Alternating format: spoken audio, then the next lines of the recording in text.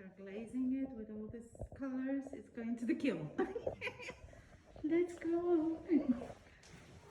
This is our road to the kiln, the theater.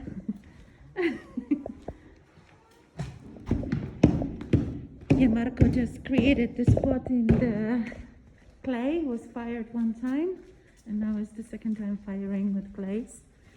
He's a painter, so he really took nice time to make his creation extra special. This is the studio. Where's the kiln?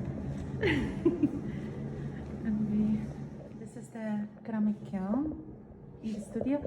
You can just access it by turning this piece. Yeah, it's done, and then you're putting it to the side, and then you can open it. Putting the shelf inside to have it a little ventilation on the bottom, and then you can grab your sculpture, your ceramic pot, which is already nicely glazed, and then we're putting it into the kiln.